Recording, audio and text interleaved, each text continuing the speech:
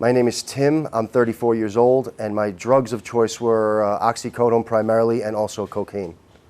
So the first time I ever had oxycodone was a friend offered it to me. He was using it for medical purposes. He had had surgery, and he and I used to do drugs together, like, smoke weed, drink, things like that. But he offered it to me as something to use for fun one night. First time I ever used it, and I really enjoyed it. Fast forward a little bit, I ended up getting some prescribed for some surgery I had, and I finished those a little faster than I should have. And as time progressed, the oxycodone just got worse and worse until I was able to start finding them on the street in the 30 milligram form. So yeah, that's how it started with the oxycodone. I'd say what I really hated most about it was that it changed who I was and what I believed in. When I was really deep into it, I was already married with 2 babies, and I kind of just put all that on the back burner. Like my wife, my daughters, I loved them, and I wanted to do right by them, but I couldn't. It's just my morality was just gone. Like anything that I believed in to be true and right was just out the window, and I was just serving myself.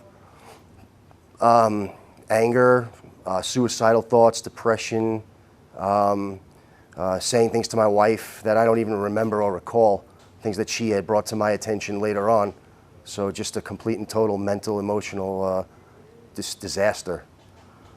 Hardest job I ever had, man. Just hiding everything, like walking my dog so I could go out to meet my dealer.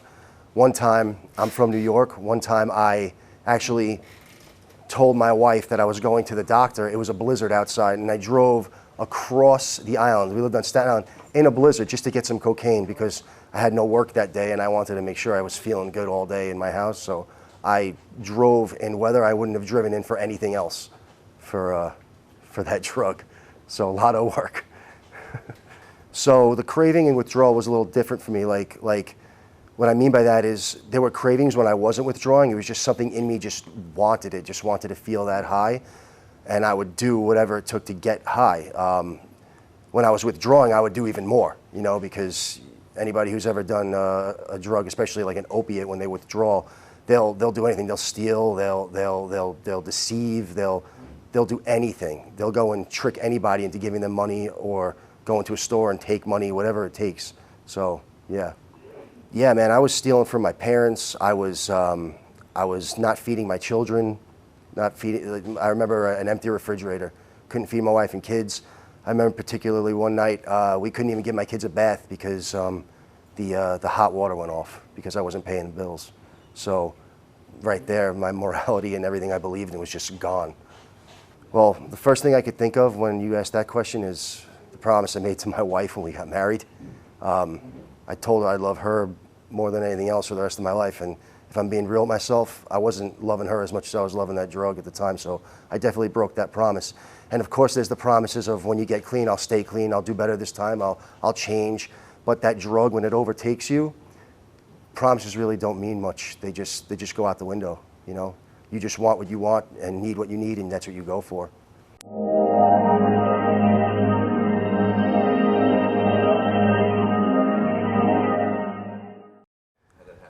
So March 2018, I had gone on a binge one night. It was the beginning of March, and my mother-in-law was visiting New York from Florida, and she comes to Calvary Chapel, so she knew about Calvary House.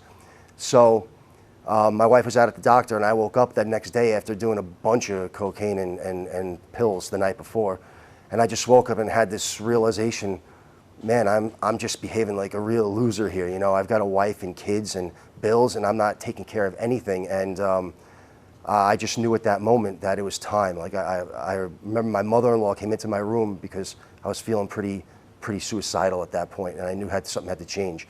And my mother-in-law came in and mentioned Calvary House to me, and I said, yeah, you know what? This is it, because I'm either gonna die doing this, hurt myself, or lose everything and live. And I'd rather just live and, get over this. So that's when I really woke up and said, all right, it's time to do something. So recently I started doing something that a pastor encouraged me to do with my devotional life. So when I do my devotion, what I do is I read less, and I try to get as much as I can out of a smaller portion of the scripture, if that's what's given to me. But what I actually do is, before I do my actual devotion, I write my own little 1 or 2 sentences on what that scripture gave me. It might not have anything to do like with my actual devotion, but it's just 1 or 2 sentences that I could meditate on throughout the day. And that's something that really helps me. And I actually share that via text message with some people in my life. And that's a pretty cool way that I've been able to keep myself on the straight and narrow in many ways. The word of the testimony, what comes to mind with that is the enemy thought he had me.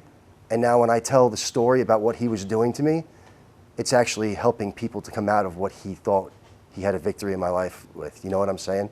So that's a perfect example of God taking something horrible and using it for good, because the enemy did think that I was gone. He thought I was finished. He tried to steal and kill and destroy me and my family.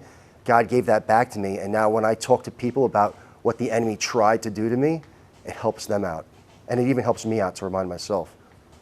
So my wife and I, when we first got married, we were very, very like close, tight-knit. I was clean when we met. I was clean when we got married. It was, you know, from a world standpoint, everything was looking pretty good.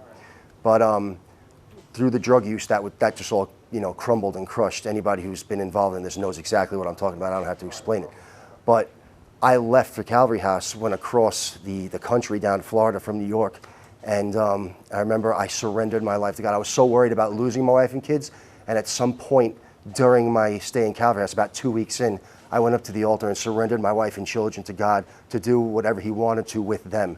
And I think that was really the point that God said, okay, Tim, now I see your heart. Now I see what you want is me. It's not you. You're not choosing your wife and kids or anything or anyone else over me. You want me.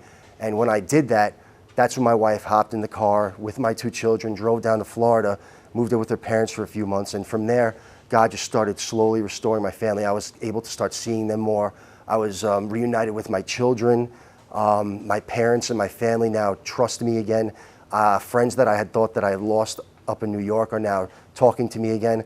But I think the most amazing thing is that I am now living with my wife and children, and we have this incredible bond that I didn't even have before I started using drugs again. There's just something different about it. God restored everything that I had destroyed.